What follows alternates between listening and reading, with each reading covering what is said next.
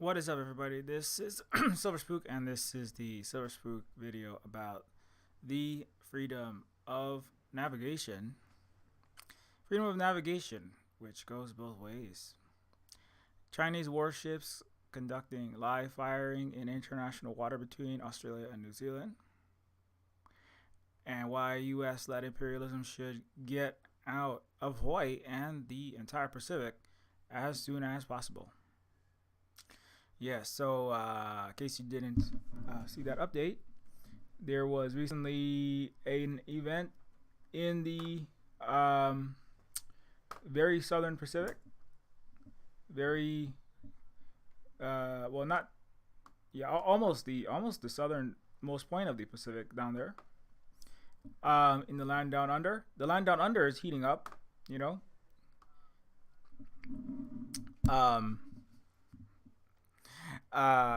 Anyways, let's get into the exact details. But yeah, I'm gonna be talking about this. Why some of these countries and some of these people and some of these neighbors, because I am Hawaiian in Hawaii, and I'm Native Hawaiian in Hawaii, and so these are our neighbor islands, neighbor locations in the Pacific, and they should really think about what they're doing. And by they, a lot of this is the governments and the various entities in power in places like Australia and New Zealand. They should really think twice about what they're doing. In Hawaii, yeah, we're trying to get this imperialism out of our country as fast as possible. Is U.S. occupation, because it's really gonna start. I feel like it is a change in the tactics of it's a change in the tactics of China as a whole, and of the Chinese military, but not just China and the military, and also BRICS as a whole. And also just the counter-hegemonic forces in the world are going to be taking different tactics now. Not necessarily strategy, but tactics. So, this is when I say like, what is I should probably define imperialism, but I don't have time to redefine it because I got to finish this video in less than an hour and a half. I gotta get done sooner. So, but anyways, if you want to learn about that, watch some of the other Silver Spook videos. But just, in short, the United States is ultimately behind this. Why did I say the U.S. led imperialism, right? Because the United States, the U.S. empire that operates the U.S. and the global capitalist imperialist system of billionaires, military industrial complex, the residual remnants of the colonial era, those colonial capitalist powers, the wealthy, the intelligence, the all of that is headquartered in the United States. It operates through the United States, but not necessarily every aspect of that system of plundering the entire earth, controlling the entire earth, all its resources, its people, its countries, governments, through soft power, through informational narrative power, military power, economic power, financial power, reserve currency status. And so that system that operates through the United States, the system that operates through the United States doesn't necessarily always use U.S. flag ships, right? Because Australia takes or it accepts, its government certainly is receiving huge amounts of money and a lot of influence from Washington D.C. There's the Australian Strategic Policy Institute, among others, right? They're even described as the America's sheriff in the Pacific. By extension, it's the global imperialism and capitalism and neocolonialism's sheriff in the Pacific against China, which is enemy number one, with the world's largest communist party, socialism with Chinese characteristics, etc. Leading BRICS, leading the process of decolonization and away from the capitalist system. So Australia is, as a country, whatever the people want is, is moot, like all Western countries. Ultimately, they're not democracies; they are plutocracies, lying to their populations about that fact. Many, I think, Australians are worried what's going to happen to them. The United States has promised Australia multiple nuclear submarines. The United States, as far as I understand, they're not going to be able to even if they wanted to. The United States couldn't even deliver on any of those for many, many, many years.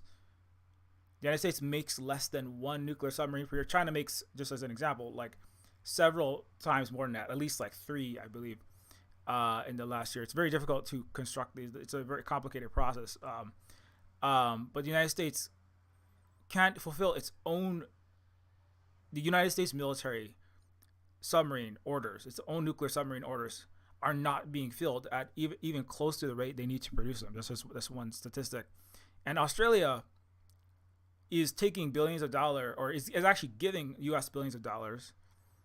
Billions of dollars is being transferred into individuals in Australia to, make anti-China propaganda, make anti-communist propaganda, fearmonger Australians into accepting more and more of their tax dollars being spent on U.S. weapons to defend Australia against their number one trading partner, which is China.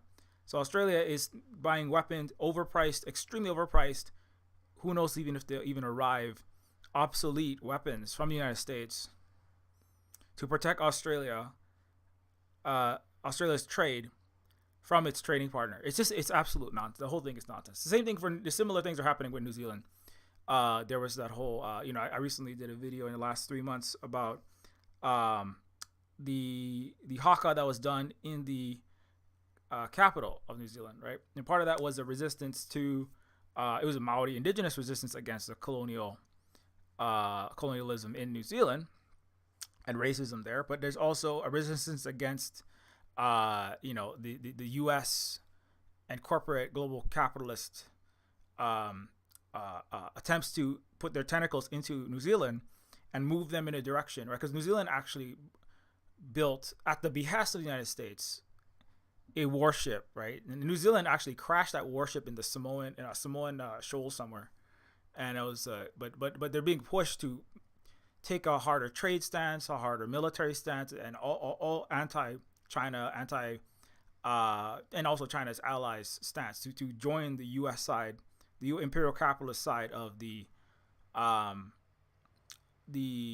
planetary conflict. The United States is trying to, the hegemon is trying to stir up, right? They're currently, in case anybody thinks the United States is prepared for peace and love and we're done because Trump and Elon are shaking hands or acting like they're going to make peace with Russia and China. They're not. Absolutely not. They're simply retooling. Is it smart? No, not particularly. Is it catastrophic? Probably. Did the United States almost start nuclear war by shooting storm shadows and attack them straight into Russian territory? Yes. But that doesn't stop them. They're going to keep doing this. They are doing this right now. They're trying to start a war in Asia Pacific. They're trying to start 3 wars. Philippines, Taiwan, Korea. They almost successfully started a war, a catastrophic proxy war, Ukraine-style war in between South and North Korea, right? It was only because many South Koreans, thousands, had to flood their capital and coup their own country. They basically got to coup their own president to stop him from declaring martial law and false flagging that entire Korean peninsula into it would be horrifically deadly Korean War II. The United States is, right? So if Australia would like to, if Australia, I'm not. It's when I say Australia, obviously, it's like, what does that mean exactly?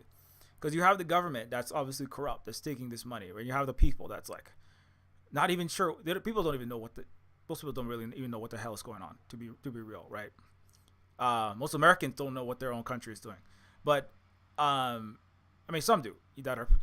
But you have to really try hard to be paying close attention and getting information from like very difficult sources to locate easily. If you're in the West, certainly.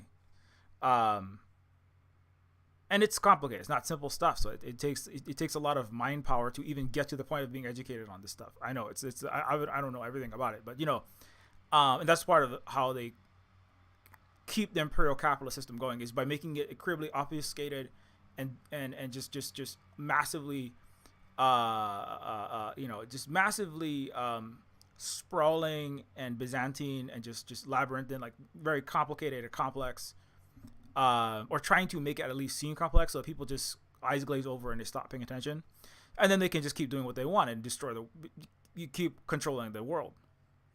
That's how the U.S. hegemon functions, and so it's not going to be good for it's not good for Australian people that they're spending billions of dollars buying overpriced U.S. weapons. Same goes for Taiwan, actually. The same goes for obviously Americans. Americans don't benefit sending their money to Ukraine so that Ukraine, right, can fight these catastrophic proxy wars. The same goes for the South Koreans. Don't need to be sent off to another war. They already did that. 2 million of them died. Right, millions of their people suffered and starved, and the whole country is cut in half. It's one Korea is cut in half by the United States. Why? To prevent the spread of communism. Right. Some people mentioned actually that the Korean War was the one time where the United States and China directly slugged it out. It was a direct conflict because it wasn't like the Korean Peninsula was the place where the war happened, but it was an attempt to assault China through the Korean Peninsula. It's been done before. This is historically, this is one of the jumping off points in an attempt to take the Zhongguo, or the Middle Kingdom, and it was an attempt, as General MacArthur of the United States military said, we need Taiwan, we need South Korea, we need the first, second, and third island chains to ring in China and stop the revolutionary hub of Beijing from spreading communism through the world, and particularly in the Asia, which, by the way, that's most of the world's population is in East Asia right there. 60% is in China and ASEAN and that small ring of islands. Indonesia is actually a huge population. Anyway, so I mean, that's just like, in case people don't know that. And New Zealand is also being dragged into this as well, which is very unfortunate because I have many friends in New Zealand. Our Maori cousins are there, and this is not going to be good for them. Part of the reason why Americans don't have healthcare, right, and housing and food at any in proper levels and quality and affordability is because they spend half their entire budget, basically, the U.S. budget goes to the military to try to maintain the system, which does benefit a handful of billionaires and multimillionaires and neocons in the military-industrial complex, but it doesn't obviously benefit the Americans very much, the average American. So in that sense, like some people, I saw somebody recently posted that the United States is the worst.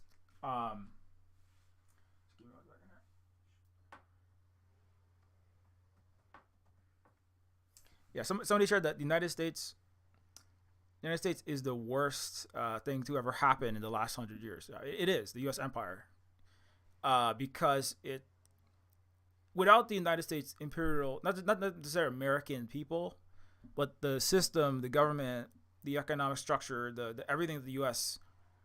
The rulers of the United States, the government, and its corporations that run it and run through it, they simply have preserved the worst parts of the last 500 years, like we talk about a lot on the stream in the last several streams. They preserved the last 500 years of the colonial, capitalist, racist global structure, and then continue it through neocolonialism through the United States.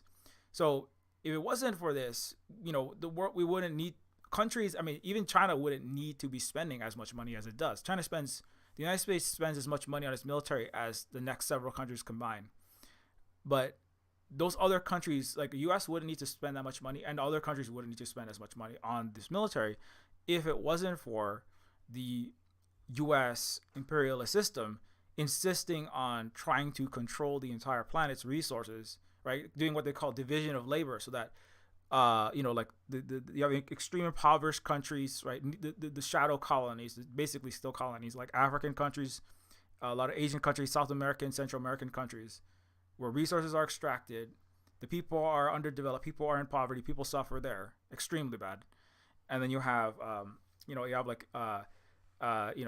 slightly higher income, but still lower than the European and Americans and Canadians. You have like the middle tier countries. They make some of the products. India, China. China is now getting out of that trap. But kind of like like middle income countries that are they're not in great situations, but they're not as bad as the poorest African country. And then you have the imperial core, or the rich first world countries that have the populations are relatively doing better than the global south, and they are bought off, right, by the exploitation of the billions of people, right, in Africa, Asia, Central South America. A 70, 60, 70%, or maybe 50 to 70% of the mostly white Western and Japan countries, they get bought off by having reasonably good life. They have food, housing, healthcare, enough money to go on vacations. They can buy cars. They can buy they have discretionary spending, some kind of what they call middle class existence, but at the expense of the 90% of the earth suffering, right? So that was the system post World War II, and now that's starting to fall apart, right? The liberal quote unquote rules based democratic, but it's still neo-colonial. That whole system. I said I was talking to somebody on Shahongshu, a Red Note earlier, and I said even if the United States, even if American citizens were doing well, because a lot of American citizens are not doing very well nowadays. That's why the U.S. is in so much chaos, and the possibility of radical change is very high, right, in the United States, because of the poor state, which symbolized by things like Luigi Mangioni's the reactions to claims adjuster and Luigi Mangione, not him himself, but like what it represents. But even if the U.S. was more like what it was in the 50s and 60s, the whole system was always horrible, immoral, in long term unsustainable, and it always had to be changed. But now it is a chance that it will be changed, right? And I think that because the United States empire, the U.S.-led imperial system is where it's at, and also with China is where it's at. That's one reason that because many things are happening. One is that the ability for the global neo-colonial imperial system to buy off the first world countries, right? The average American and European with a good life, that is starting to run out because internal corruption is so high, and the elites, the capitalists under the neoliberal system, they can't get it back under control. They don't know how to. Like Trump and Elon, there's talk about they're going to make America great, but they're just changing how and where the money is flowing. That's where the massive unsustainable huge inequality, right, where that wealth hoarding is going. Instead of going to more Democrat hands, it's going to more to Republican hands, right? And it's moving it, cutting USAID, money going through USAID, nonprofits, right? FEMA, Red Cross, all you name it, all of these, right? Even NASA's being cut recently. There's an asteroid with a 2.4% chance of striking Earth in 2032. Destroying all of Manhattan, like Independence Day or Armageddon from the 90s, and Doge team is cutting all of the money to fund the only program that could even help that to happen. But the money is, and what the difference between USAID, universities, NGOs, all these aid programs, they actually didn't aid anybody, right? It's kind of similar to the U.S. military, which is, it doesn't help anybody. What it does is help profit the billionaire class, right? It doesn't save anybody from tyranny. The United States doesn't defend countries. It defends its billionaire capitalist interests, which sometimes involves trying to make quagmires for U.S. enemies, but it always involves profiteering by massively overcharging for F-16s, F-35s, missiles, bombs, artillery shells, naval ships, submarines, and then just pocketing that money, just printing money and giving it to your Lockheed Martin and Raytheon investors, right? So then, and the current Trump administration is not going to fix any of those internal imperial empire trying to fix itself problems, and it's not going to fix it's not going to make America more efficient, right? Elon is talking about giving a $5,000 check to every American. I mean, that's just Trumpian economics, right? That's just Trumpian. I call it, that's the gladiators.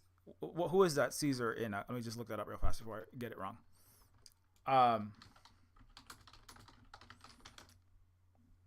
That is the Marcus Aurelius.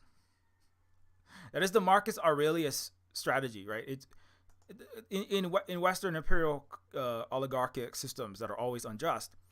There's always a shadow oligarchy. Those are like the hidden invisible figures in the Gladiator movie, but also in Rome's history. They're not as publicly seen. You know, this is like the Warren Buffetts. This is like the CEO of Walmart. They're not as visible, but they're always there, right? And they collectively, not always agreeing, but they maintain the oppression of the working classes, the masses, of the non, the non, correct ethnicity, whether that's Hellenic in the Greeks' times, whether that's from Rome in the Romans' times, whether that is white in the last 300 years approximately, whether that's native or American-born American, true American versus illegal immigrant. But the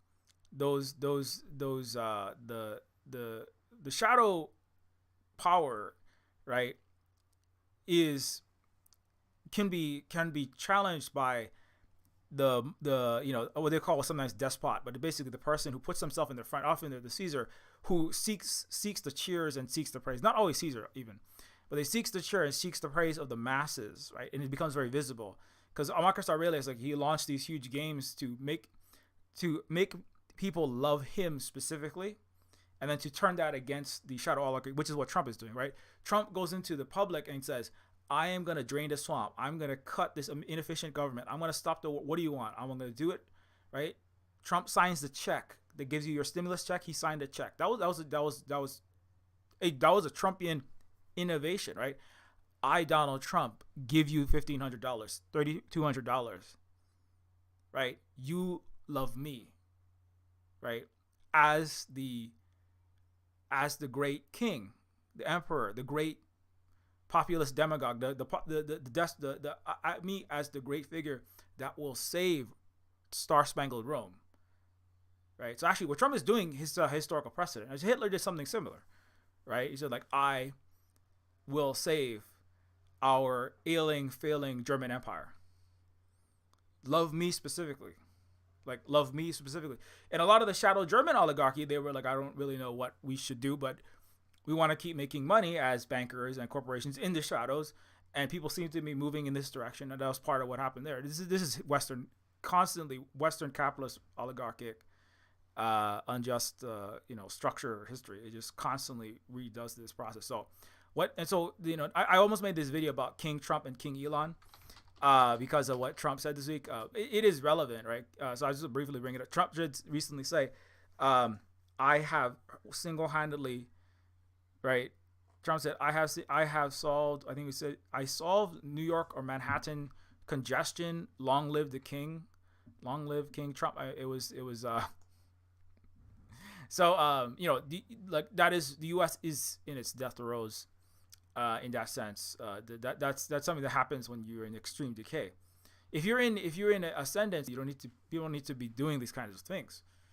You can simply bribe the masses. You can bribe the Roman centurions with, Leave It to Beaver lies, two kids, a Thunderbird, and a house, and a healthcare with one working salary. I mean, for white men in the 1950s, not so much for black people, not so much women, but you can bribe off a good chunk of the population. Most of America was white at the time.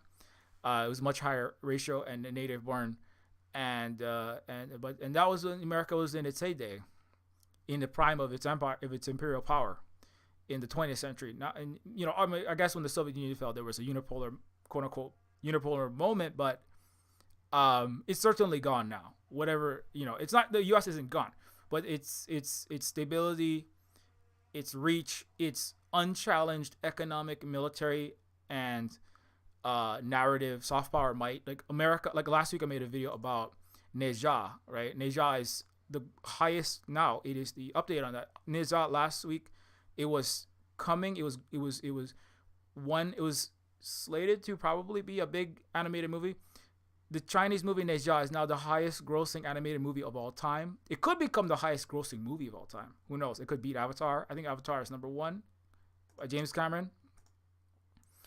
Um, so there was nobody who could challenge the United States soft power. China just increased its rank to number two, very close number two in planetary soft power, or the way that the country is viewed in the minds of the world's population, right? And that's actually arguably one of the most important things, or the spiritual vitality of the country, like I talked about last week. So in the 1950s, nobody could challenge the United States.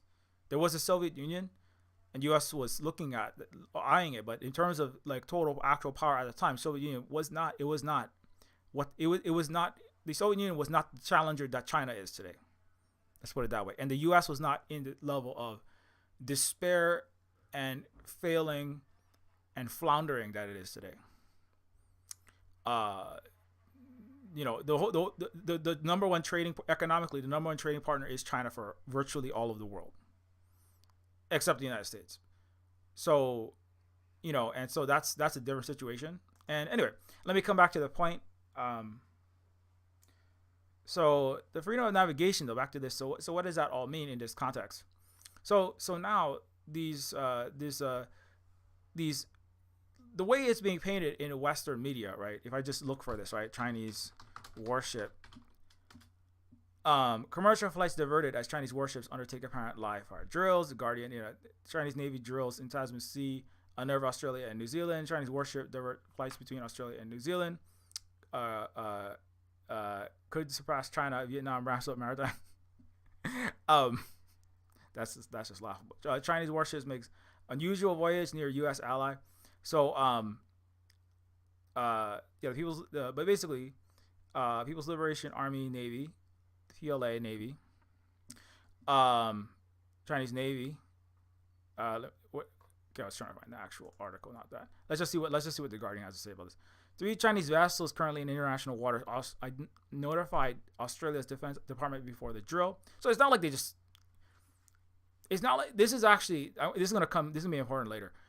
The Chinese notified the Australians before the drill. Okay. Chinese warships have undertaken an apparent live fire drill in the seas between Australia and New Zealand, diverting commercial flights in the skies. They notified them before. 3 People's Liberation Army Navy vessels, Zhangkai class frigate Hengyang, Runhai class cruiser Junyi, and Fuchi class replenishment vessel Weishan, who are about 340 nautical miles off Eden on the New South Wales coast in international waters. The drill was conducted in international waters and in accordance with international law. It is understood at least 3 commercial flights diverted their course. The 3 Chinese naval ships known as Task Group 107 advised Australia early on Friday of plans to conduct a live fire exercise. The flotilla was being shadowed by an NZ Navy vessel, which observed the drill. The ships changed formation and placed a target in the water, maneuvered again, and then recovered the target. No live fire was observed, but the change of formation was consistent with a live fire drill. It is understood there was no surface-to-air firing. Australia has asked China through defense attaches in Canberra and Beijing for more information on the live fire drill and plans for any further exercises. It is understood the drill, conducted at short notice, was viewed within the Australian military as a significant disruption, but not one that posed an elevated risk to airspace users. Anthony Albanese said China has issued an alert that it would be conducting the activities, including the potential use of live fire. It's outside of Australia's exclusive economic zone.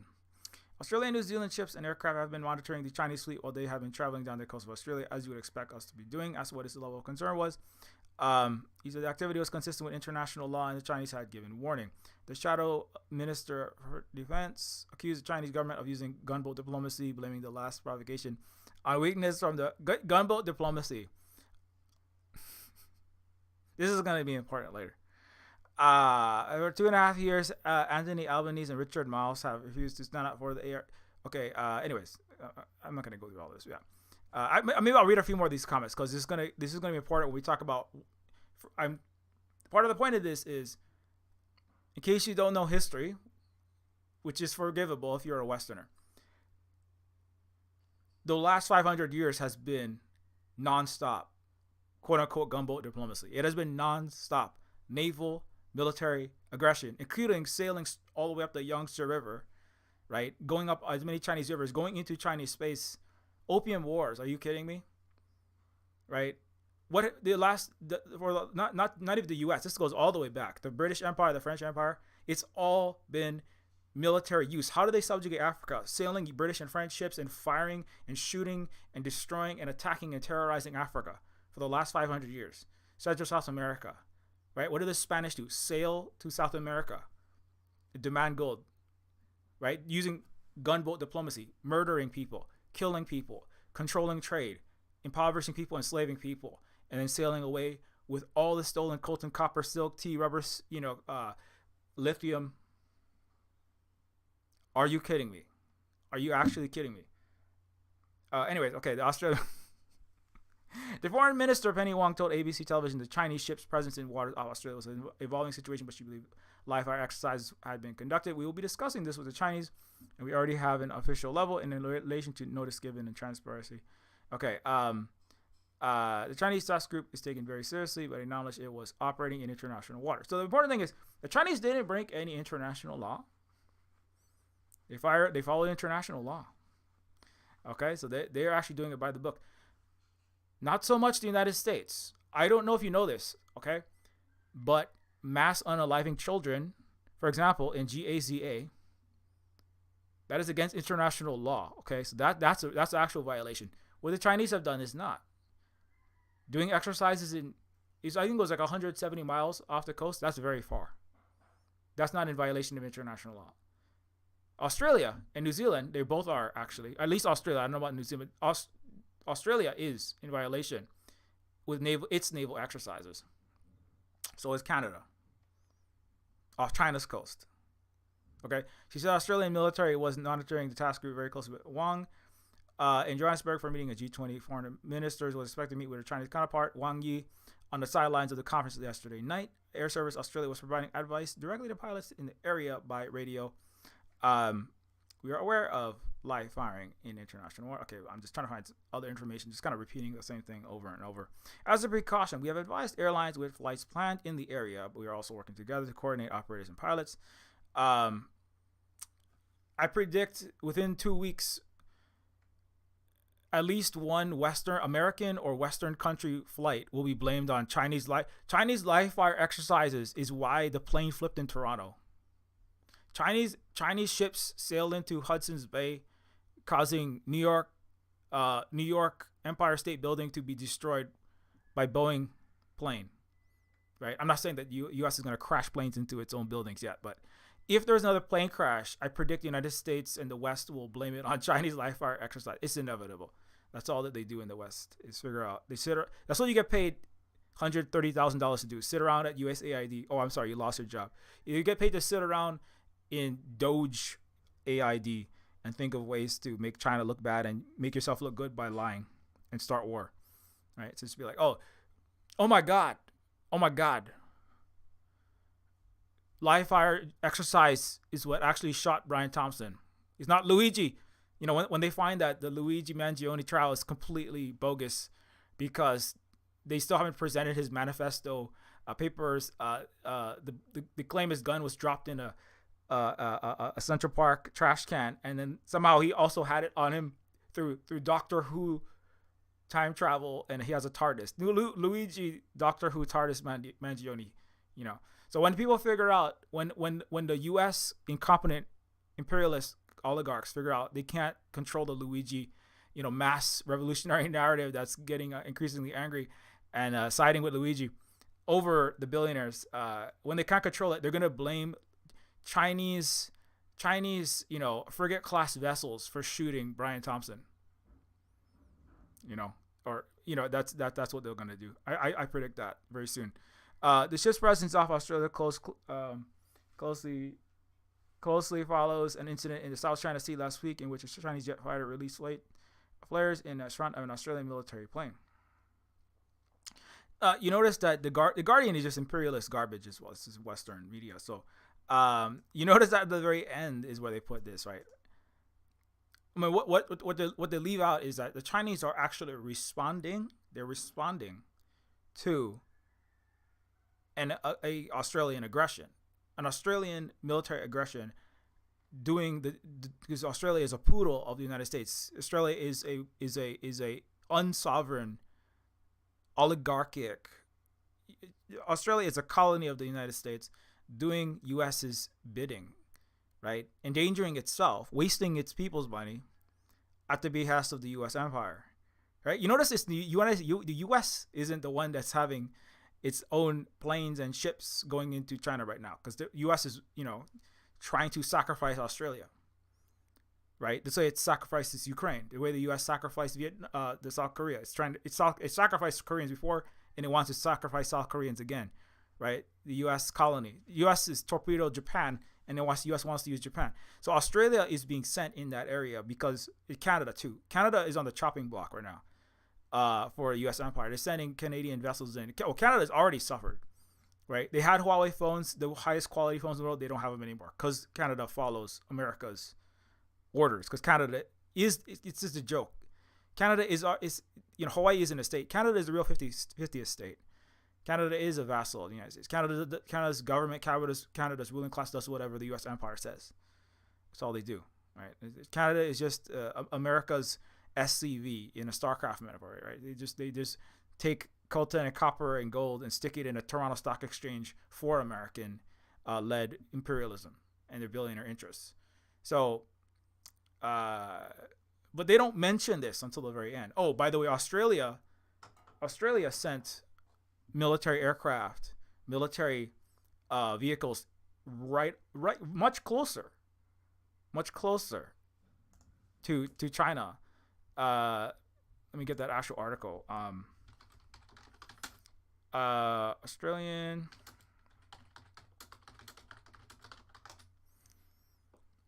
I'll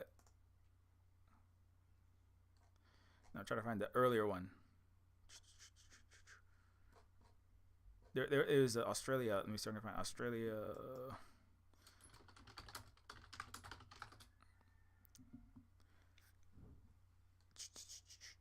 Yeah, Chinese fighter harassed Australian surveillance aircraft over South China Sea.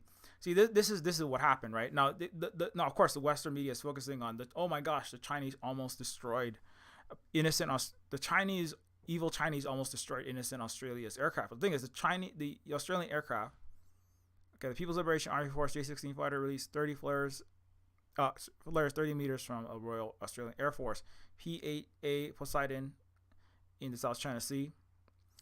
And then, but the thing is, this just happened a week ago, right? Australia expects all countries, including China, to operate their militaries, blah, blah, blah. I don't want to hear what you have to say right now. Actually, what is important though is the proximity of J-16 was so close that there's no way you could have been able to ensure the flares did not hit the P-8.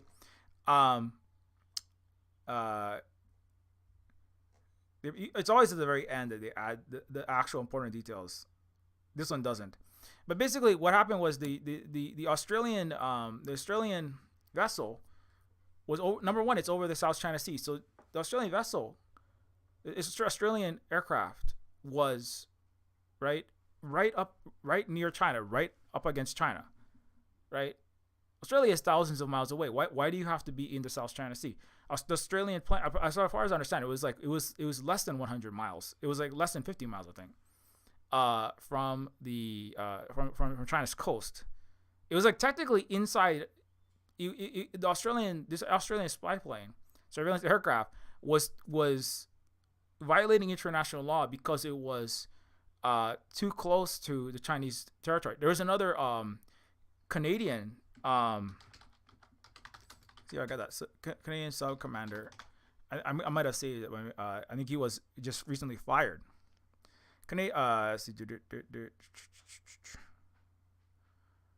Having U.S. controlled system running Canada's new warships too. This is hilarious, right? You have a U.S. controlled system running Canada's warships.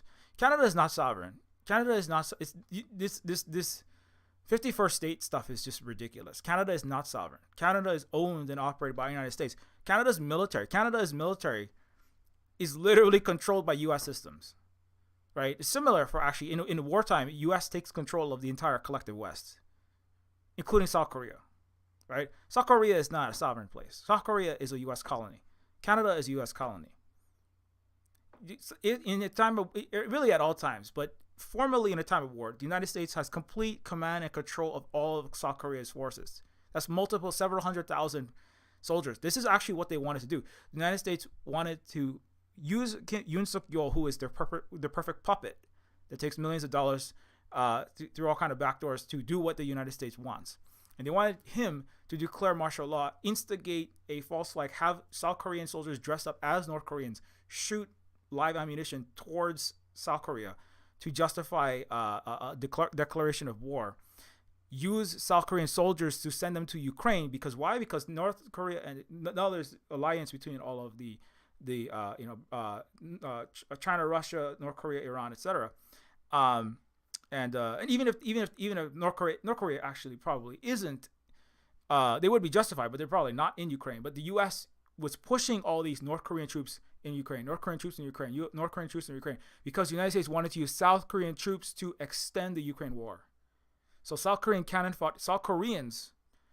There was likely no North Koreans fighting on Russia's side in Ukraine, but the U.S. wanted to use South Koreans to reinforce the troops. South Koreans are trained for extreme cold warfare. They're trained for trench warfare. They're trained for the kind of war that was being fought in Ukraine. Right? And of course, Russia is wiping the West up, but the U.S. wanted to use, U.S. wanted to use BTS and your K-pop stars to die for billionaires and military-industrial complex and U.S. imperial chess games. That's what they wanted to do there. Okay, so South Korea is not a sovereign country. Canada is not a sovereign country. Because all of this propaganda that goes out that like, oh, we're going to fight against the United States and we're going to resist the United States. Like Mexico actually has some sovereignty. Like they're not as powerful as China, but they have some sovereignty. They're not. The United States doesn't have command and control over Mexico's military. But Canada has none. Australia has none. Japan is owned and operated by the United States. South Korea has none. The U.S. is trying to turn Taiwan into its unsingled aircraft carrier. It would like to get every Taiwanese person killed if it can, for its profit and for its planetary total dominance. But yeah, that's important to remember in this context. And this is when I talk about why we need imperialism out of the Pacific. We need U.S. imperialism out of the Pacific because it hurts everyone in the world, right? I mean, because if South and North Korea go to war, it's going to kill North Koreans. It's going to be horrible for them. If, Russia is winning and is going to win the Ukraine war, but Russians 60,000+ have died.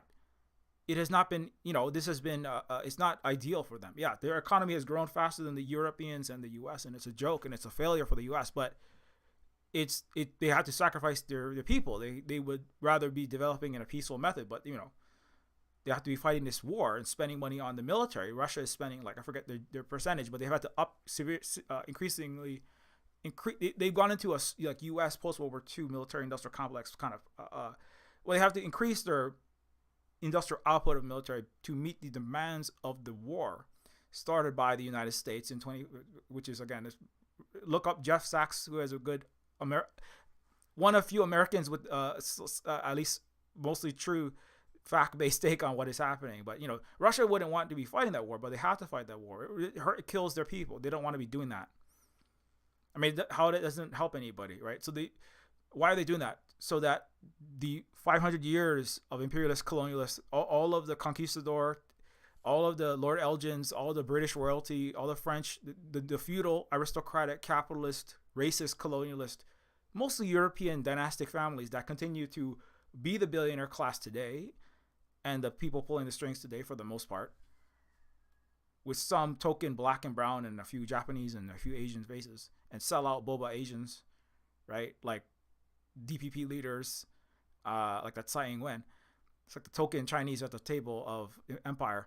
It only benefits them. It doesn't really benefit everybody else. It's not the U.S. They wanted to paint the 20th century as, well, it was great because American freedom and democracy led the world. No, the world could have been led by socialism and it would have been more prosperous. The 1950s, 60s, 70s, 80s, and 90s were horrible for 90% of the world. And even for black and Americans and women, it was not great.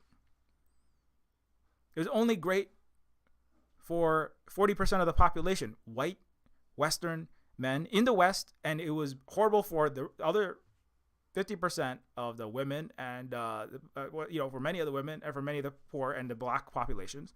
And it was horrible for the global majority who were forcefully underdeveloped. That's why, right, there existed Thomas Sankaras. That's why there existed Mao Zedong's. That's why there existed Ho Chi Minh's. That's why there existed Che Guevara's and Castro's. During that time of the U.S., it was the worst. It was the worst. It was, the colonial time was bad, and the U.S. hegemony was the worst. For many of those peoples, it was a continuing worst time. So, and the U.S. imperialism in the 2020s is an attempt to continue the worst of all worlds under continued neocolonialism. And that's why it has to get for everybody it has to go. Even for the first worlders, right? Even for the Western. Now they're trying to, the Democrats have tried to widen the umbrella. So to say, well, you can be a black, woman, trans, indigenous, all, as long as you do empire's building, you can all be part, like, instead of just white men in the 1960s, you could be a black trans woman. And as long as you work for Lockheed Martin and blow up innocent people in Afghanistan, in the 2020s, we'll give you a cut. But even now, even U.S. military, 1/4 of the U.S. military is food insecure. I mean, you have a 5 times higher suicide rate because you're doing war crimes. But even there, they can't keep the U.S. military recruitment.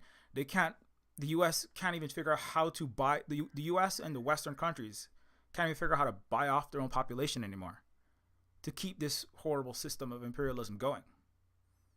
So anyway, that's just on the moral ground. But it's also, even if you wanted to run the U.S. on a more smaller scale, if you wanted to run the U.S. empire, it's and even just from a internal strategic perspective, this is not a very smart thing to be doing. And what I mean by the thing I'm referring to is, of course, these kinds of things, like sending your military and surveillance jets into China's territory right up against their nose. It's not 1840 anymore. It's not 1900 anymore. It's not. You can't just be flying around. I think sometimes I think like China's waited a little too long. You should have done this sooner, right? Why do you allow all these colonizers to send their military right up against you? Why don't you send, I've made this point many times over the last years that, like, if Russia and China were so colonial and imperial, or so dangerous, not necessarily colonial, but if they were so aggressive, Russian and Chinese warships should have been all over U.S. coast, right?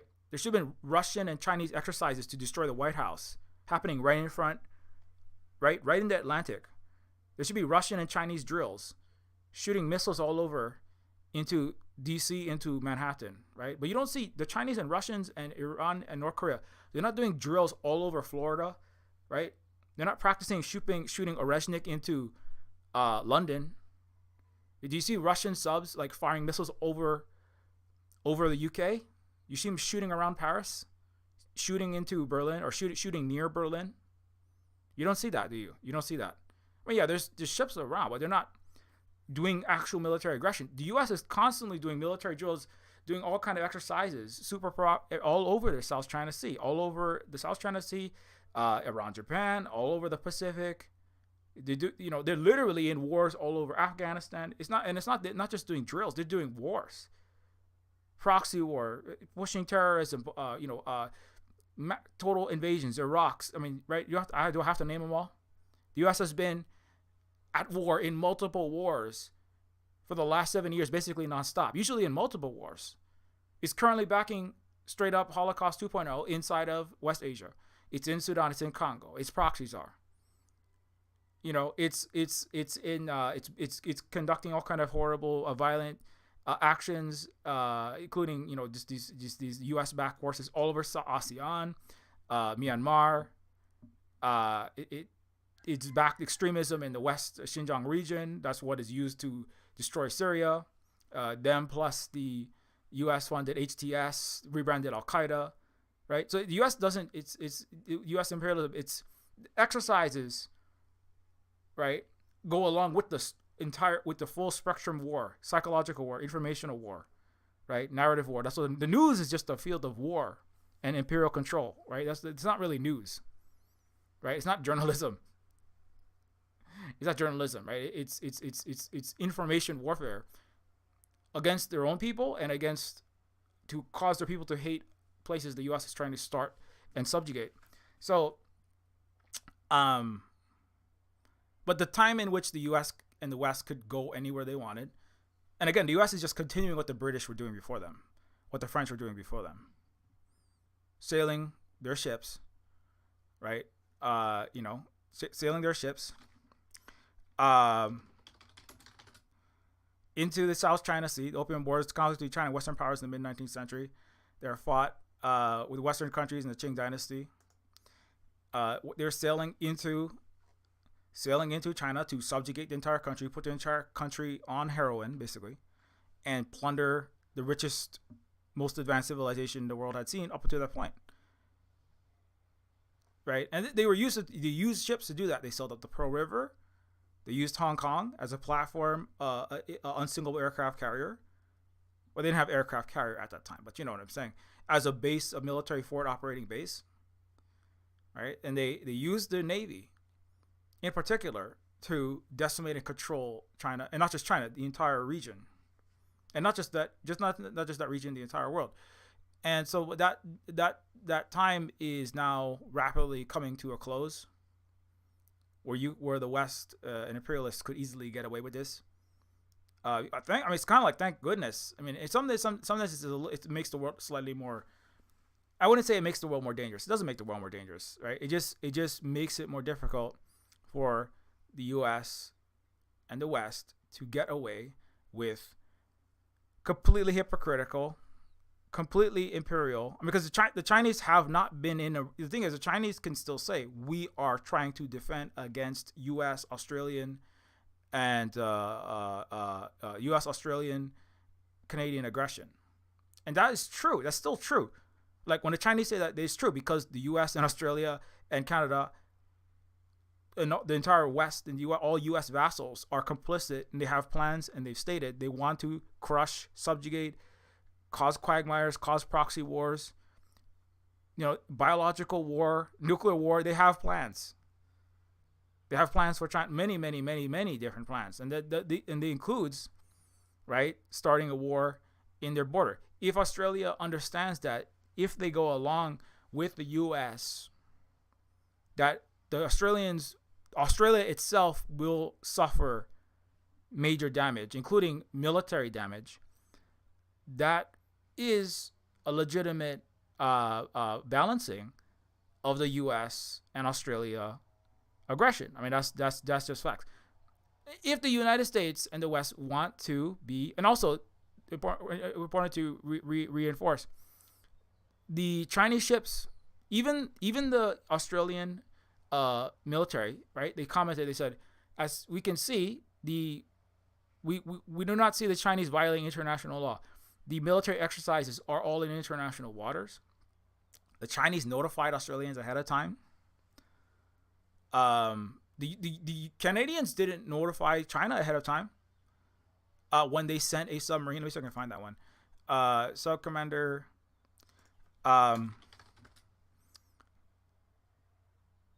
Yeah, here it is. Right, this Canadians were breaking international law when they violated the Chinese territory.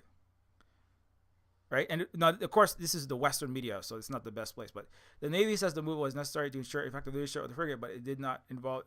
Actually, let me find another source. Let me look it over here. But this was this sub commander. See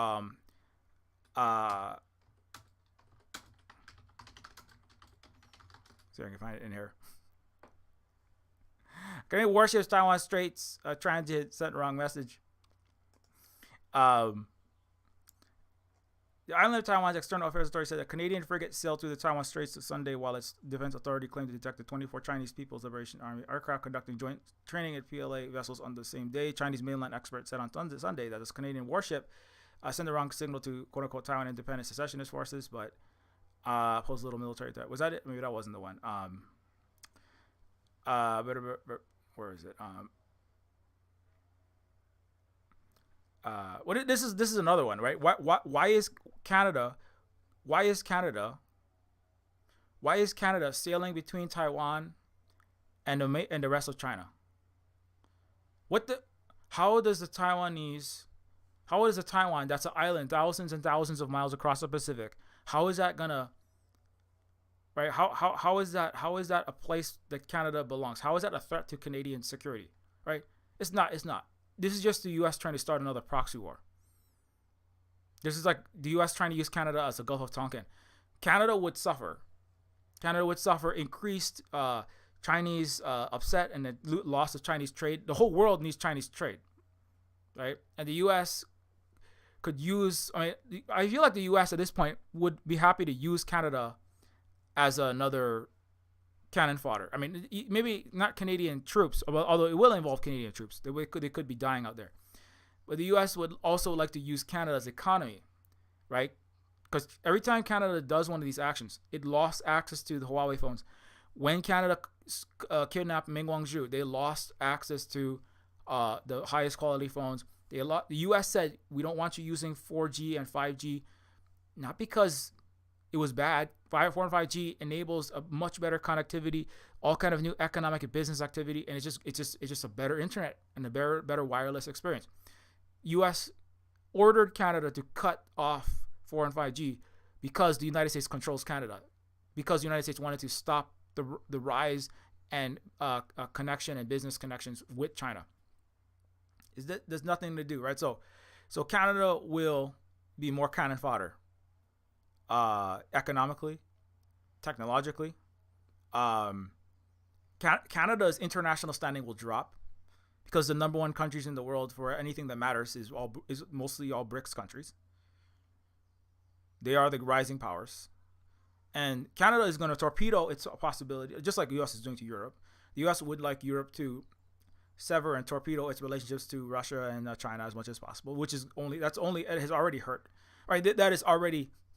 Right, Europeans' economy is already cannon fodder for the U.S. imperial interest. They're going to keep Europe destroying itself for planetary imperial control. And yeah, but so this is the thing that I just want to point out, that like the ships, both the Canadian ships, Canadian submarines, Australian ships, Australian planes. They should not, none of these ships and planes should be in the space, and they're often like closer. The U.S. drew its own what they call ADIZ. It's a defense zone. The U.S. completely made it up. It has nothing to do with international law. They just made it up. It actually goes inside of the Chinese land in the area behind Xiamen and just the area across the Taiwan Strait. The ADIZ is actually inside of the Chinese mainland territory. And the U.S. says that Canada and Australia and American planes can be flying. The U.S. tends to not put its own planes there, right? Because it wants to get Canadians and Australians killed rather than Americans first, right? Like America first, except you take all of your Koreans and Canadians and Australians, you get yourself killed first. Take all the Hawaiians and send them to the Vietnam War. Take all the black and brown people and get Dwayne Johnson to Pied Piper them off into Iraq, Afghanistan, Ukraine, right? Let's send everybody else off first. America, right? And America reserves its. America has all of its white men like Aaron Bush, operate the GPS locations for all of the Palestinians, right? You safely from home, you don't get yourself killed. But American, Canadian, Australian pilots, you go out there and you fly in the front line. Take your submarine and crash into a Chinese shoal. Anyway, that's not a good thing to do, but that is what the U.S. is trying to do. If the United States could start a war, there is actually a plan in the RAND Corporation, the military projection. There is a plan to use Australia as a proxy war. There is a plan for the U.S. to use Australia as a place of Chinese proxy war. So the Chinese fighting Australia is one of their plans. Like again, I think the China is trying to notify the Australians. Victor Gao made a statement in the last 5 years. Victor Gao is a former international diplomat for he's a spokesperson for China like a while back, and he said, Australia, you should consider what you're doing by nuclearizing yourself, because now you will be a nuclear target in the event of a war, should that break out. And not only that, Australia, if you join AUKUS, if you can take this increasing anti-China stance at the behest of the United States rulers that rule you, you will be on the chopping block. If we are forced to defend ourselves, I just saw a comparison. China, it's the highest grade of warships. Australia has 3. China has like 200 plus. So if there is a war, China will win.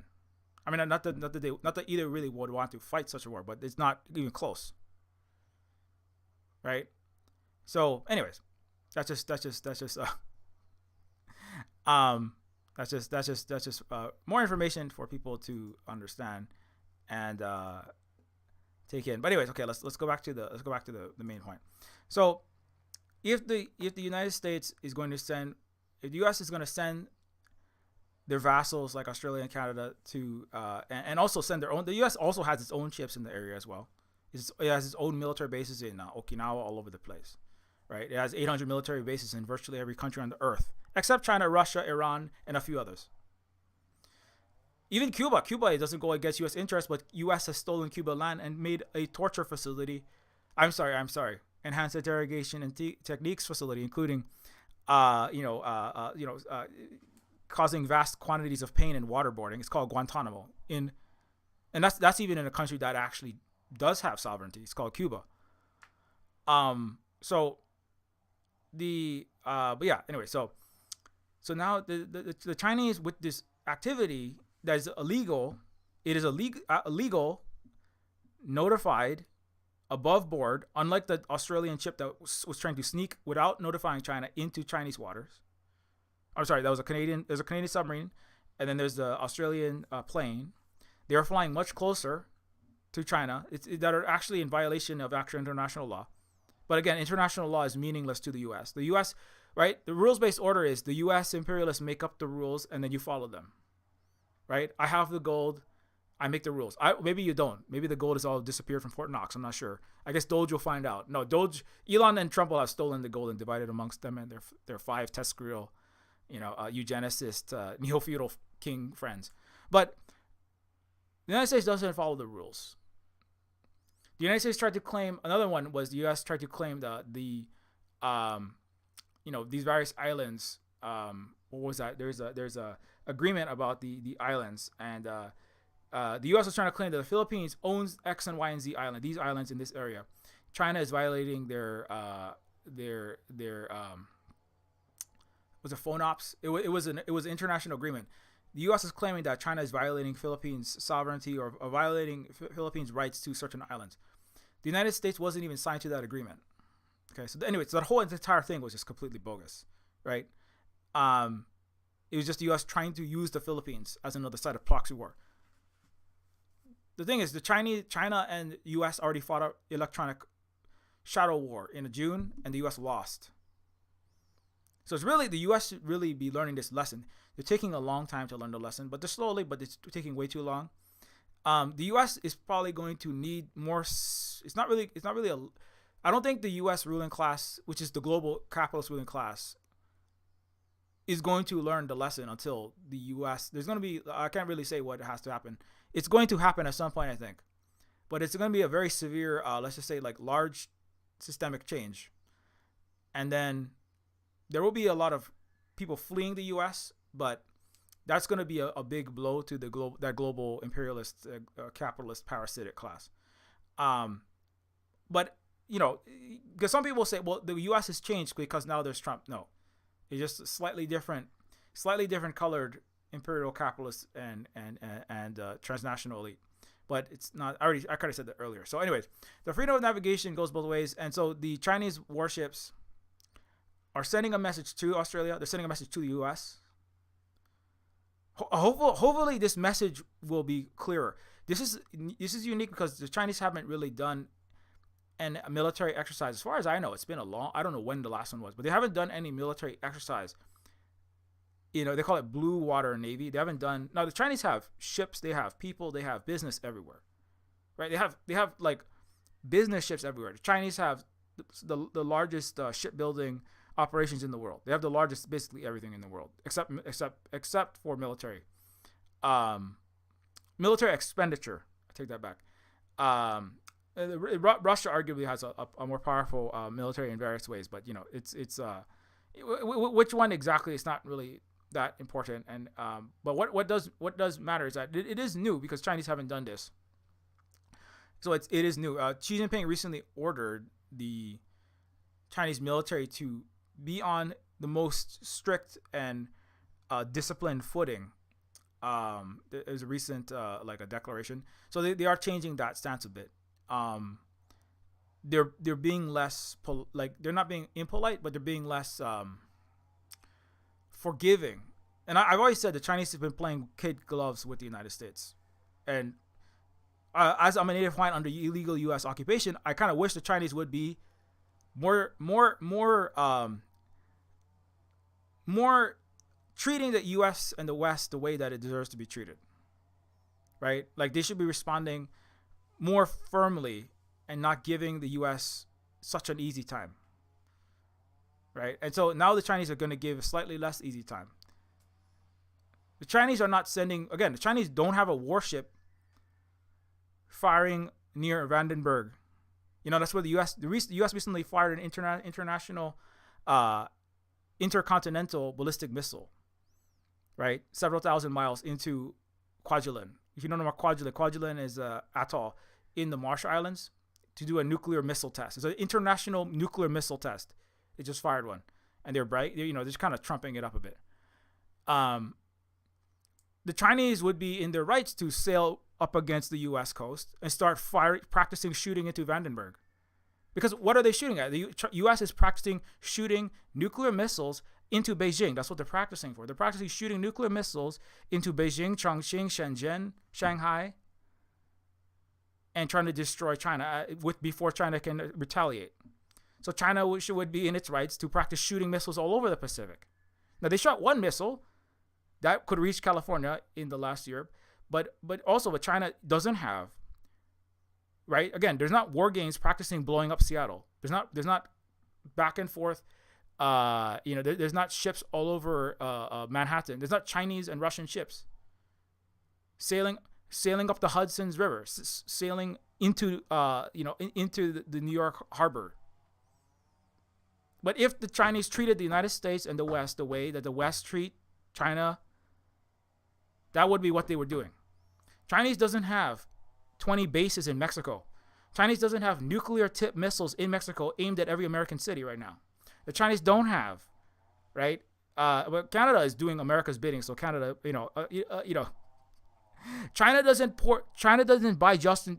The Canadians claim that the Justin Trudeau and the Canadian government is bought out by China.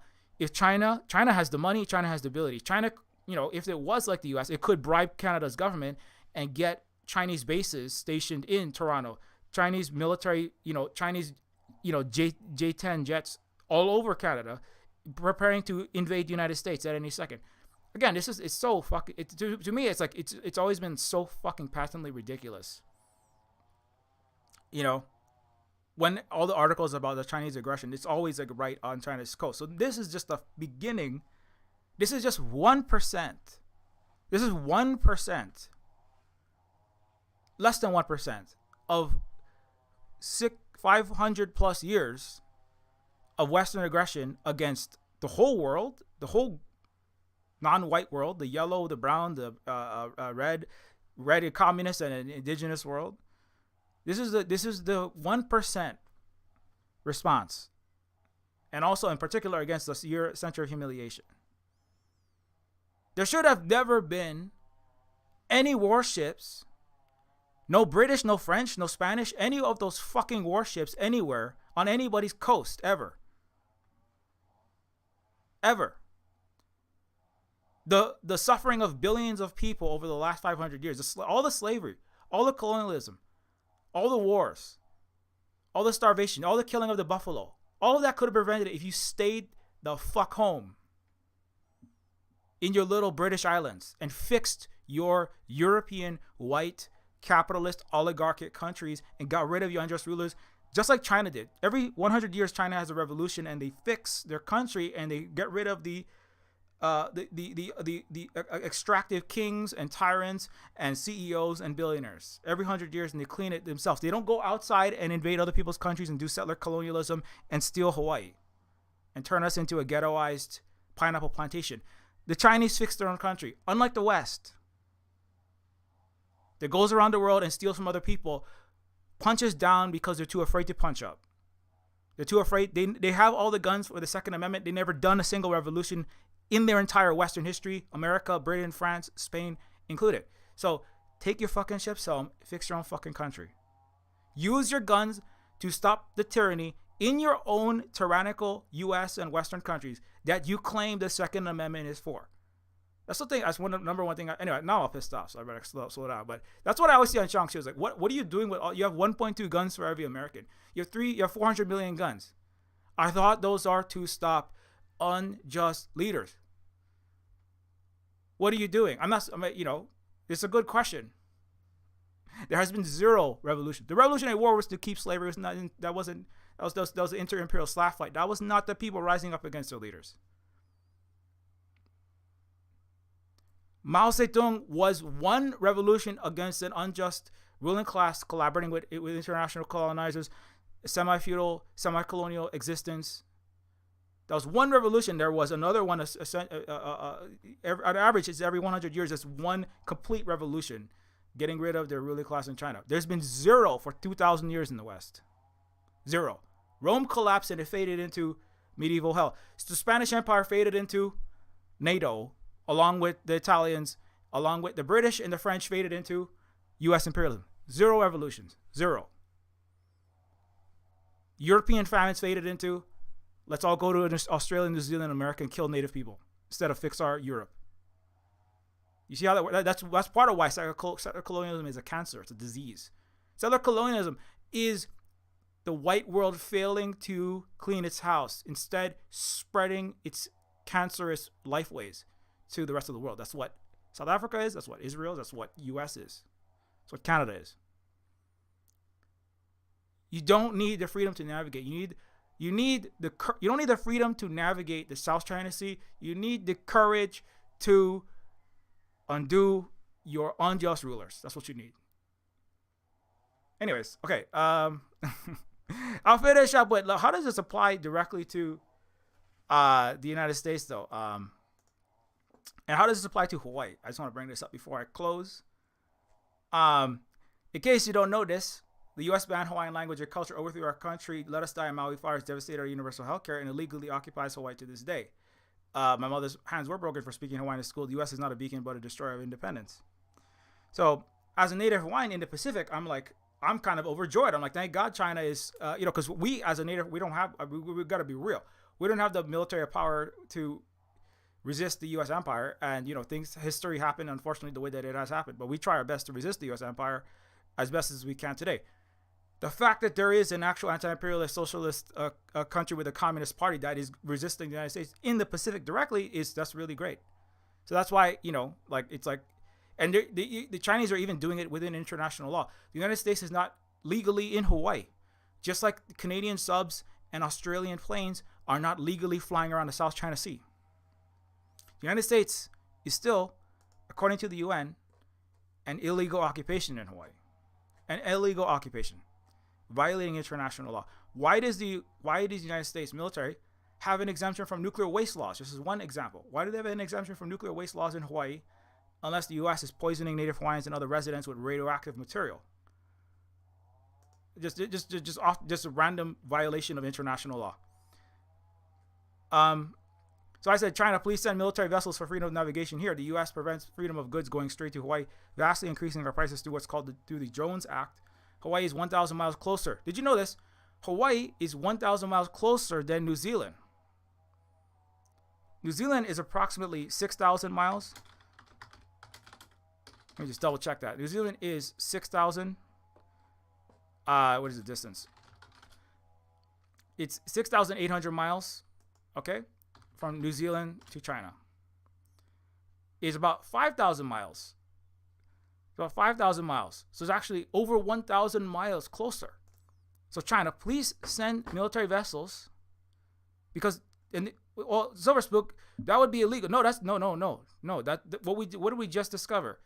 The Chinese, according to Australian officials, was perfectly in its rights to, according to international law, to be practicing military drills in that region because it's international waters. Okay? The United States is not. The United States is not in its rights to be in Hawaii. This is according to United Nations High Commissioner on Human Rights, Alfred de Zayas, who found the Hawaiian Islands is that of a sovereign nation state that is under a strange form of occupation by the United States, resulting from illegal military occupation and fraudulent annexation. As such, international laws, specifically the Hague and Geneva Convention, require that governance and legal matters within the occupied territory of the Hawaiian Islands must be administered by the application of the laws of the occupied state. In this case, the Hawaiian Kingdom, not the domestic laws of the occupier, the United States. The United States has no legal jurisdiction in Hawaii under international law. The difference between 2025 and 1980 and 2006 or 2019, nobody was enforcing that law. Nobody kicked the United States out. Who is going to stop the United States killing children in Palestine with all its friends? Right? Who is going to stop the United States from violating international law left and right and center every which fucking way?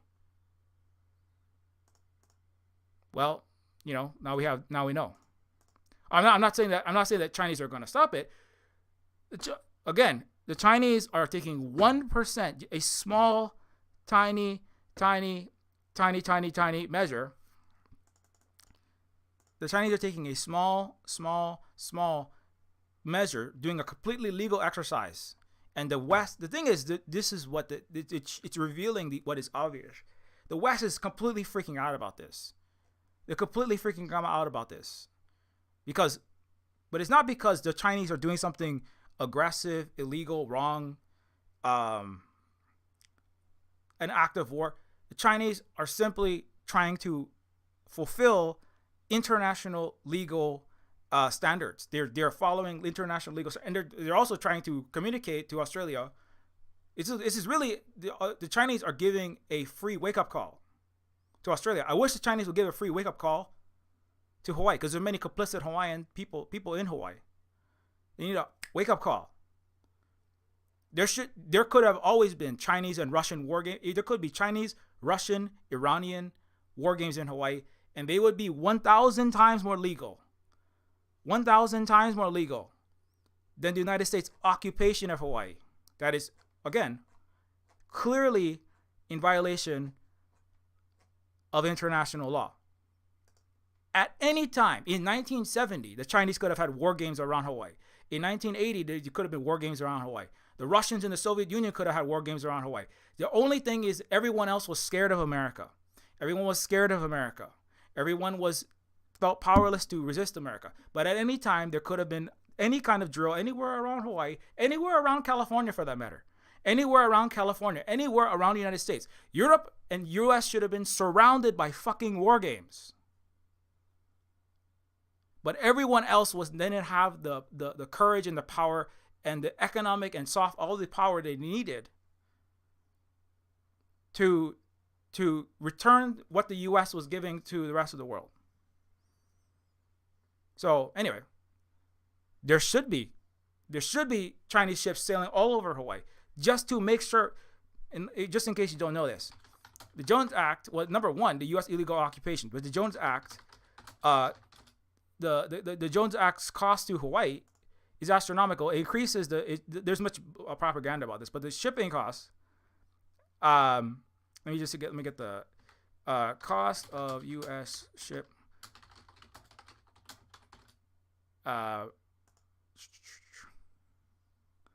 They're very expensive, right? So the U.S. is trying to stop this because they know that Hawaii is going to break away from the U.S.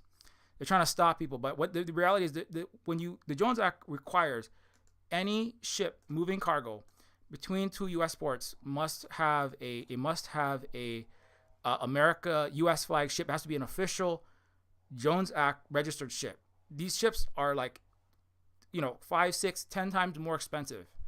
So the cost to ship a container, the cost here's the actual, like, from like before the U.S. was trying to stop this from being dismantled. It costs let me just get the actual what is the actual cost. Okay, this is like a long explanation about it, but okay,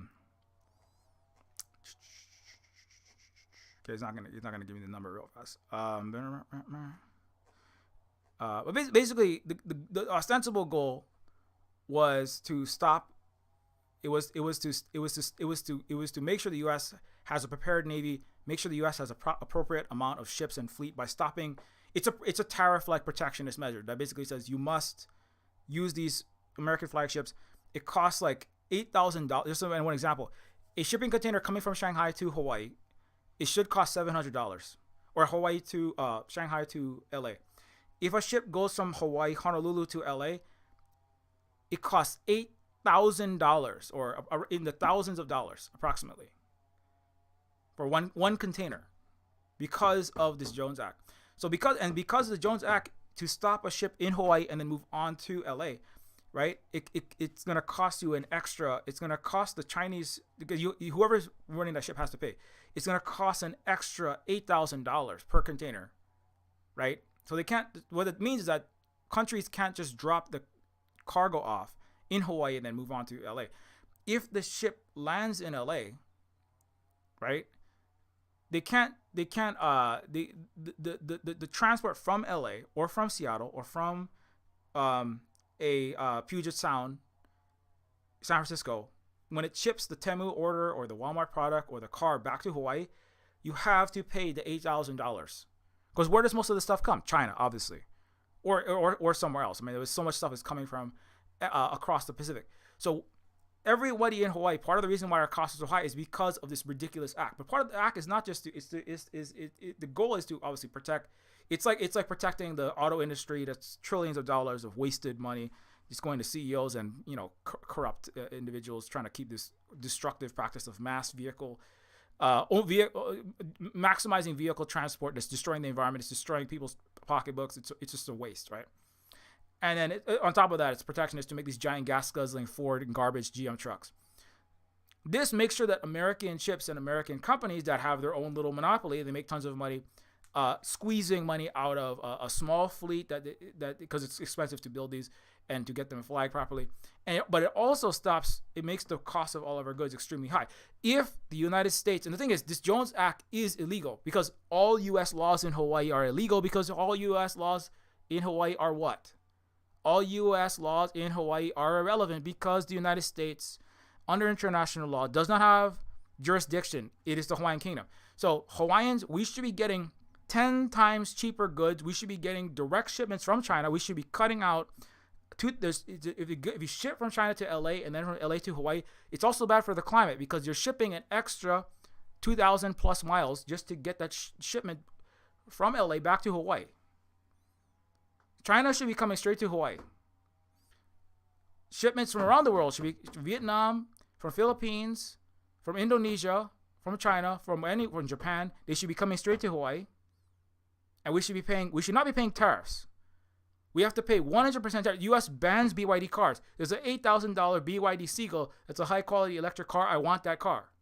We can't afford to buy a fucking $20,000 1990s Toyota Corolla. Maybe it's not that expensive, but it's ridiculous. We have to buy these old 90s Japanese cars. It's the only thing that we can still afford is still running. Because a new American car is $100,000. You're not going to buy a Ford F-150.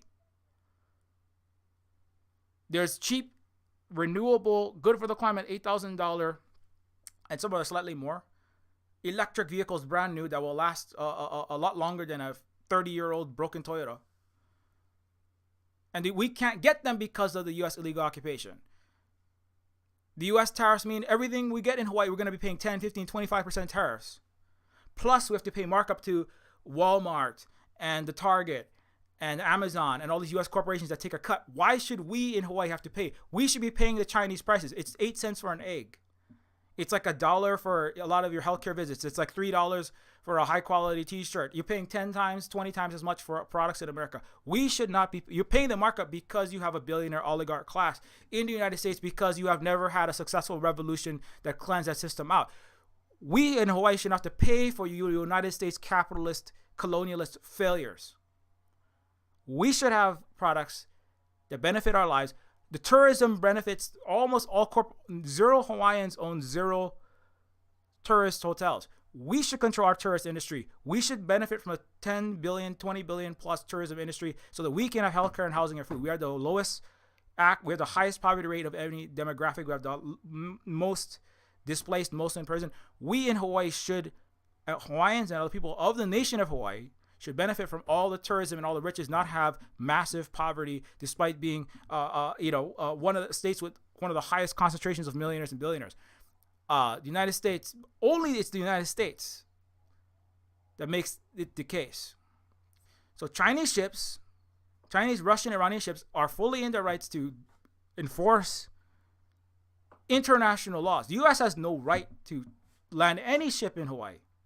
Any ship in Hawaii. The U.S. Pearl Harbor is an illegal occupation. Pearl Harbor is as illegal as the Russians setting up a military base in Washington, D.C. So talk about freedom of navigation, freedom of operation.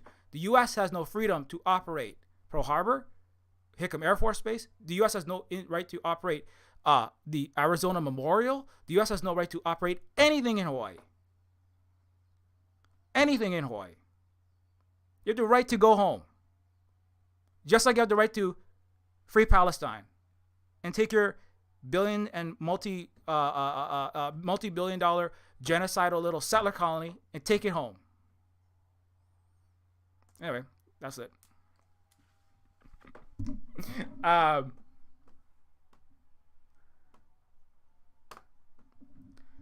What's up, McClellan and Stream Time? I'm just over here going. I'm going full Hananeke Trask over here. Anyways, Jeffrey Sachs said that more European countries should join the Belt and Road Initiative and engage China in win-win diplomacy. Hawaii should join the Belt and Road Initiative and BRICS and join in win diplomacy. Why are we playing this win-lose-loser game with U.S. billionaire Elon, Doge world, and or Democrat genocide crat world? We should be in the win-win cooperation. Why are we suffering with the rest of, with the occupation of the United States? Hawaiians suffer more than the average American, when we could be living as we were prior to the U.S. occupation. Which, again, in case you're curious, right, before the United States occupation, it is provably a fact that it's the United States' fault. Because why? Because prior to the United States occupation, Hawaii had the world's highest literacy rate, 98%, universal healthcare, electric lights before the White House, mass affordable transit, industrialization, virtually no homelessness, racial equality, post-coup, all the statistics reverse. It's just patently the fact. The United States was the worst thing that ever happened to Hawaii. Anyways, I gotta go though, so that's that. So if you want freedom, in conclusion, if you want the freedom to navigate the South China Sea, the Chinese have the freedom to navigate the Gulf of California. The Chinese have the freedom to navigate everywhere around Hawaii. The Russians have the freedom to navigate all around New York City. Chinese and Iranian plane ships will be flying over San Francisco, just like you flying over the ADIZ over Shanghai. And you have no right to be anywhere else in the world. Ultimately, in a long sense, you don't have no right to be in the U.S.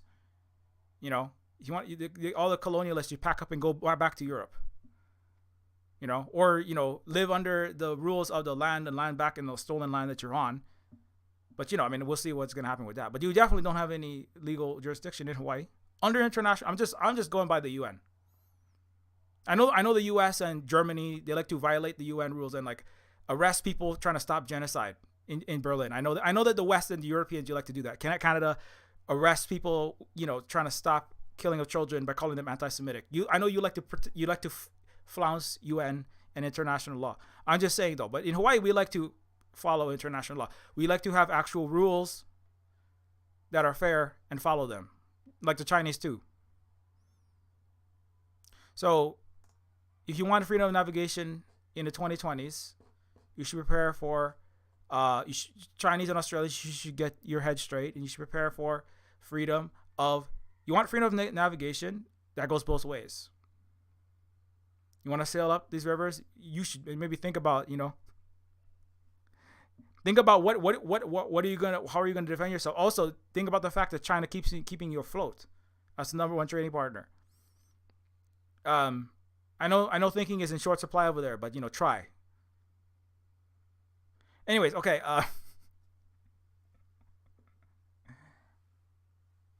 Well, yeah. Also, land back. Okay. Anyways, okay. So,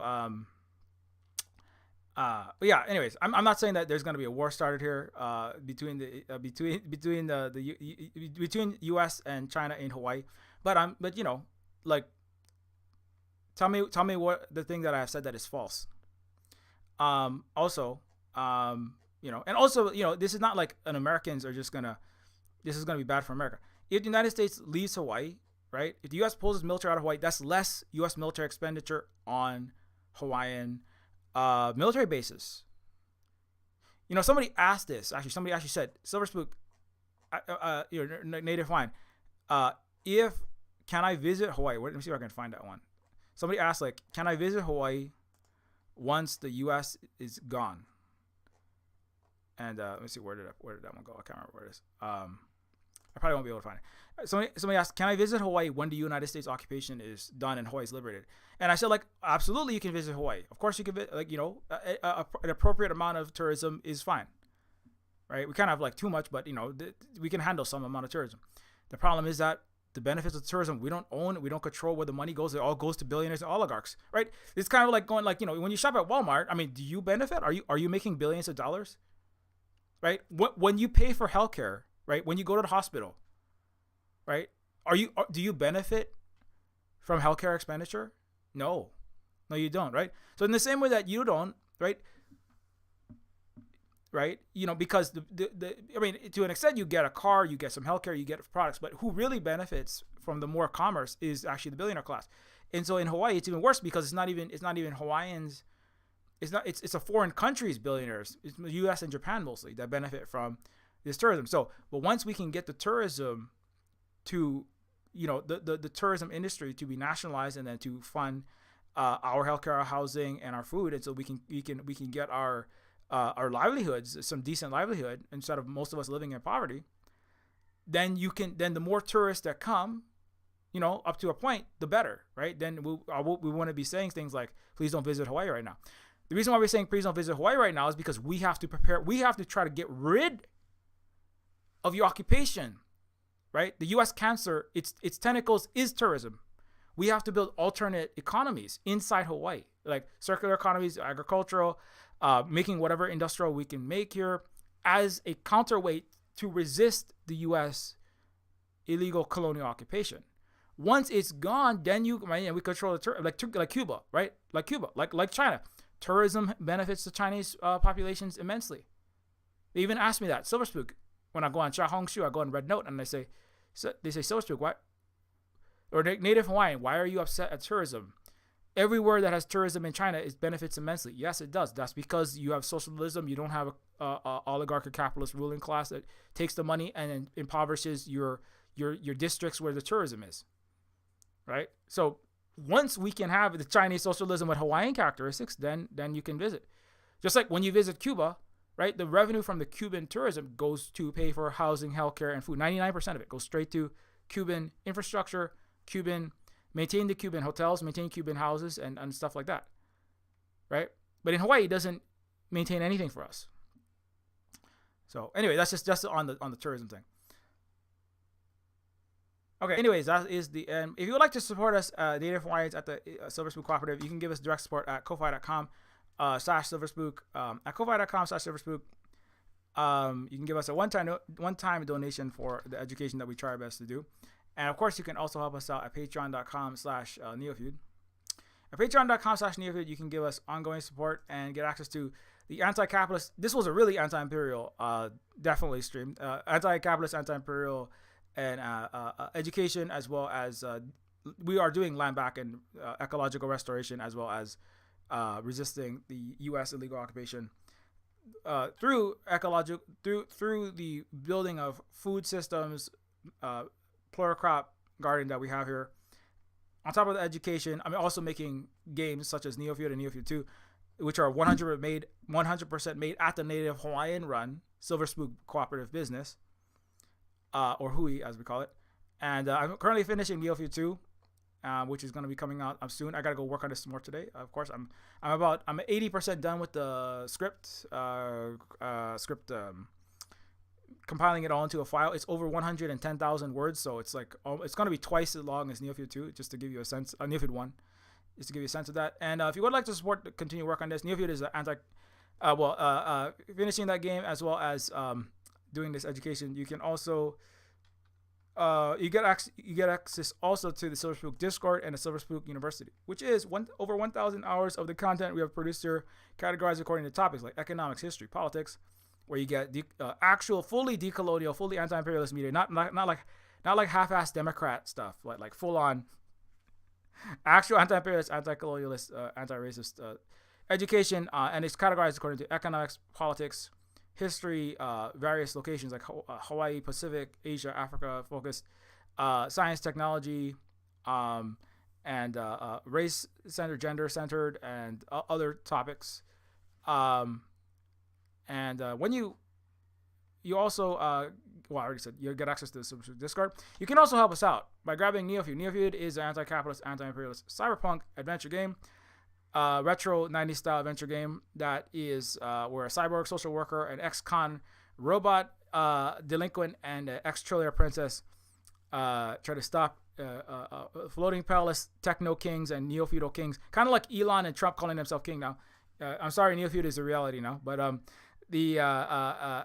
with hippie terminators, unplugged communist matrix agents, and homicidal Sega Genesis shaped power meters, and all kind of other hijinks and comedy in this cyberpunk retro game that I spent 2.5 years working on. If you have a second to leave even a very short review, if you like the game, it does help us to get this game discovered, so consider leaving a review if you liked it. Also, there is you can get it on itch.io for Windows and Mac and Linux.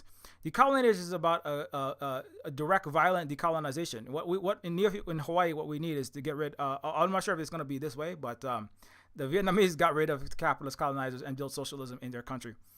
And this is a game about that process called Decolonizers that I also made. And there's also in Digistar. Pigeon with Gun is like Luigi Mangioni's. There's a big Luigi Mangione event yesterday. Completely bogus, as I brought up. Pigeon with Gun is the game where you play Luigi Mangione as a bird in a comedy shooter game where you blow away gajillionaires and the cops that work for them in a video game. Moment is a book by Holly, who was raised in right-wing evangelical Christianity, and this is a critique of that world in the eyes of Mary from the Bible, and it's also free, or you can donate some money when you pick it up. You can follow on Xiaohongshu, also known as Red Note or Little Red Book, which is actually a good social media platform, unlike all the Western Death Star satellites that unfortunately we have to use sometimes. Unfortunately, I hate Americans. Fuck Donald Trump, Free Palestine. You can say that he's a wank panzer. You can follow me at on Red Notes or Xiaohongshu at Silver Spook. Silver Spook. Just look for Silver Spook on the Xiaohongshu site, and my name should pop up. You can also follow on Mastodon at Silver Spook Games at wandering.shop and or at Silver Spook Games at mastodon.social on Mastodon. And you can also play. Let's see. You can also follow Blue Sky. Blue Sky the app. You can follow at silverspookgames.bsky.social, and you can also follow at silverspookguy.bsky.social, and on Twitter, of course, you can follow. While we have access to the Death Star satellites, at silverspookguy, and you can also follow at silverspookgames minus the E in silver for the games related stuff. Yeah. You can also follow. I'm sorry. All right, that's all of it. You can also. I can also thank all of these people for this great support. Thank you so much. Without your support, it's hard to keep doing this work. So thank you very much to all of our Patreon patrons. Thanks, Strin, and everyone else for stopping by, and McLovin. Thanks for stopping by. Again, we want freedom. We don't need freedom of navigation. We really need freedom from imperialism and capitalism worldwide, and colonial occupations worldwide. and needless military industrial complex profiteering worldwide. And we will get there eventually, but the West should watch itself in the meantime. And thanks very much, and we'll